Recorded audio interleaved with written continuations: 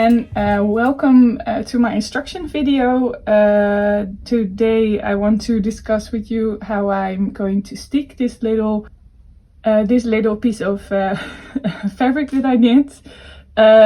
So this is how you say, I just used a pattern out of the Selbu knitting pattern book, and I adjusted it a little bit so that the steek stitches in the middle don't interrupt too much with the pattern.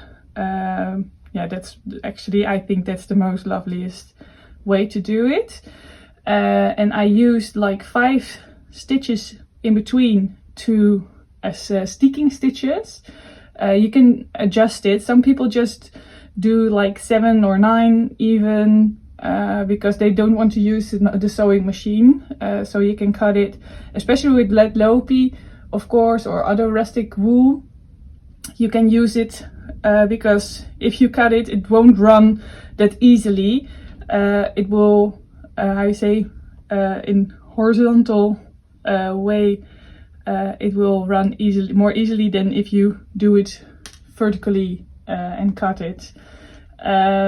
But I like to use the sewing machine, so that's also the technique that I want to explain to you today.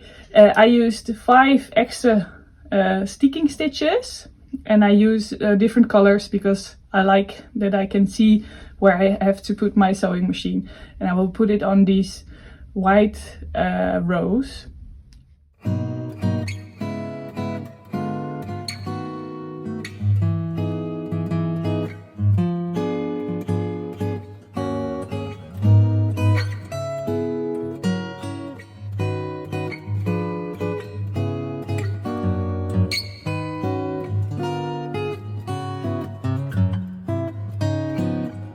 So I just came from the sewing machine, and I did a zigzag stitch on the white rows, and now I'm going to cut in the middle in the black row.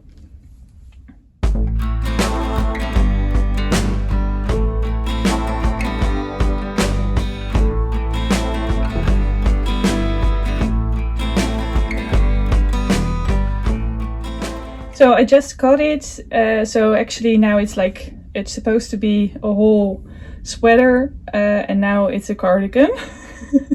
And I'm going to show you how to pick up the stitches for the placket of the cardigan.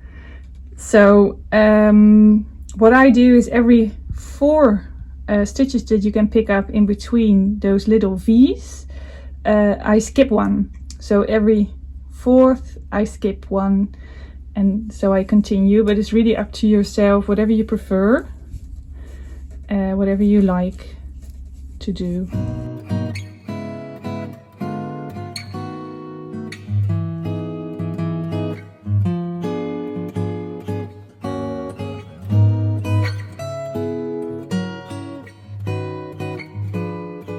So what I'm going to do is to knit like 5 rows of stockinette, and then just 1 rib, and then 4 stockinette again. So you have to pay attention that you do it well to make the sandwich or the placket.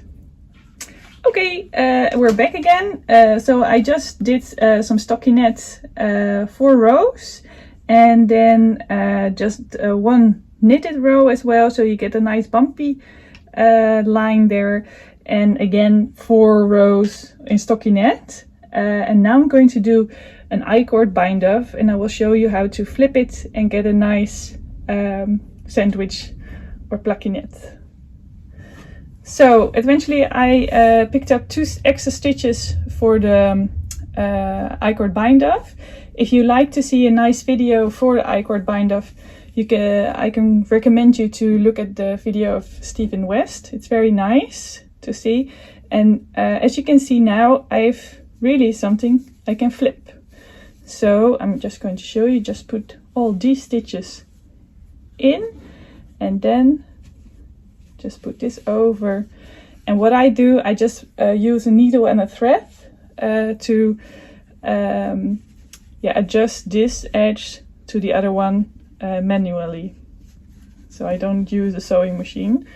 And then you have a nice placket, as you call it. So because you skipped every fourth stitch and then continued, you can actually do with this nice bump, you can pick every bump, you can pick up a stitch to get the nice band where you put on the buttons and the button holes actually. So what I did is I picked up the stitches and I first did one row just knitting, and then I did the ribbing, so 2x2 rib, and this is the button band. It looks a little bit wobbly, but I just attach it with these needles. You can use it thread and needle and just stitch it so it's reinforced and closed. But this is it actually. So thank you so much for watching, and now you know how to make a steeking sandwich. Bye!